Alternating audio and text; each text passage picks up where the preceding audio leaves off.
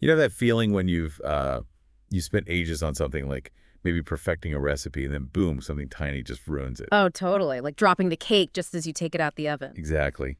That's Ugh. kind of the vibe we're exploring today. Life just, well, not going according to plan. Mm-hmm. And we're diving into Alessandra Olanow's book, I Used to Have a Plan But Life. It's really beautifully done, almost like a visual guide for when things go off the rails. Yeah, and the structure itself just feels so real. It's Mhm. broken down into 5 parts. It starts with, I didn't see that coming, which, I mean, who hasn't felt that? Right. Then it goes into it's okay that you're not okay, giving you that permission. Then where'd I go? Yeah. Which is that slightly lost feeling, I think. Yeah, definitely. Followed by the pretty direct, the only way out is through. No shortcuts there. No, not at all. And then finally, maybe, hopefully, I like it here. Can I stay a while? Mm.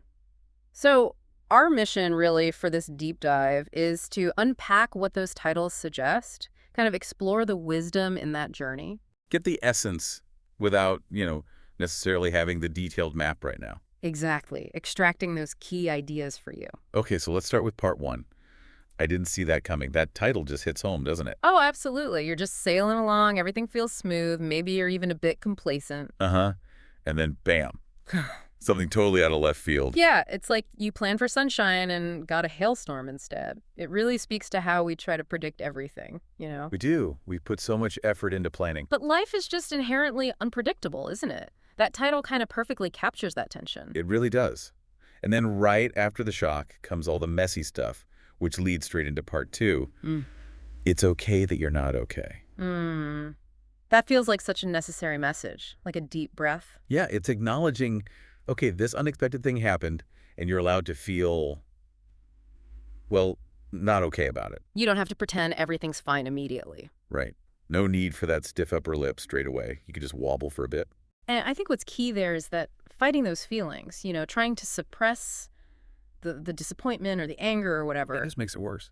It often does, yeah. It can actually drag things out, like trying to ignore a wound. It needs air. It needs attention. Allowing yourself to actually feel it is part of processing it. That's the permission slip. Exactly. The permission we often forget we even need. And then, okay, so your plans are maybe in pieces, and it's easy to feel a bit lost. Which brings us to part three. Where'd I go? Yeah. That feeling of disorientation. Like you look around or maybe look in the mirror and things feel unfamiliar. Who is this person whose life just took this detour?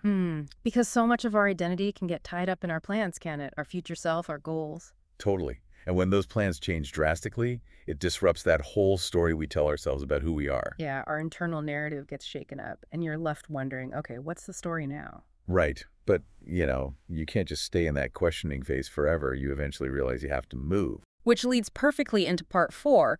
The only way out is through. Pretty blunt. Huh. Yeah, no messing around with that title. It's basically saying, okay, acknowledge the hit, feel the feelings, maybe feel lost for a bit, but now you got to move through it. No detours, no shortcuts, no just wishing it away. Nope. It emphasizes that you have to actively engage with the difficulty, all right? Absolutely. It's not passive. It's about facing it, learning what you need to learn, taking those steps forward, however small they might feel. That word through implies actually processing the whole thing, the emotions, the practical changes, all of it. Exactly. It's work. And then, fingers crossed, after you've done the work of going through, there's maybe a clearing.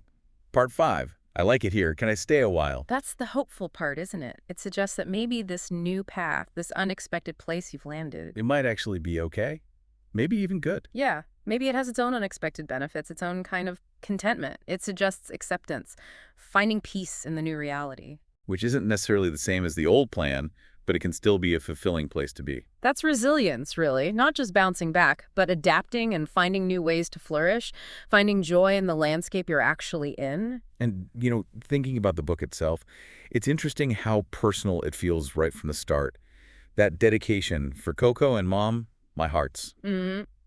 That immediately sets a tone, doesn't it? It tells you this is rooted in real experience, real relationships. It's not just abstract advice. It feels like it comes from the heart, shaped by her own life and the people in it. Makes the whole journey feel more authentic, more human. And then you flip towards the end, and there's that thank you section. It's quite a list. Delphina Balda, Margaret Brown, Heather Corbett.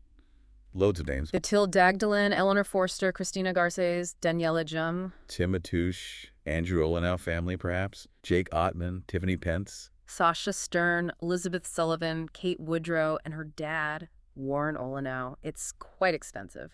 It really drives home that point about support, doesn't it? Getting through isn't usually a solo mission. Not at all. It underlines how crucial community, friends, family, mentors, that whole network is when you're navigating choppy waters. Leaning on others is part of it. And then there are the usual publishing details. Copyright 2020, Harper Design, which is part of HarperCollins. Right, the standard stuff. And mentions distribution in Australia, Canada, India, New Zealand, the UK, the US. Which just kind of reinforces that this whole experience, plans changing, life surprising you, it's universal, it happens everywhere. Definitely. The themes clearly resonate across borders. That need for resilience, for adapting, it's a human thing. So if you just look at those 5 titles as a sequence, as a journey, Yeah. it goes from that initial, whoa, what just happened? Yeah. And feeling maybe a bit lost, The disorientation. to acknowledging the pain, then actively moving through it, and finally reaching a place of, well, maybe unexpected peace or acceptance.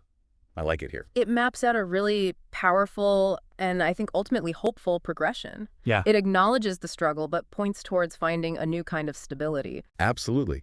Even when life totally blindsides you, there's this implied potential for growth, for finding something positive on the other side. Yeah, the titles alone offer that framework, that arc of experience that so many of us can probably relate to. So for you listening, if you're maybe in one of those didn't see that coming moments, or perhaps the where'd I go phase, just consider that journey outlined by these titles.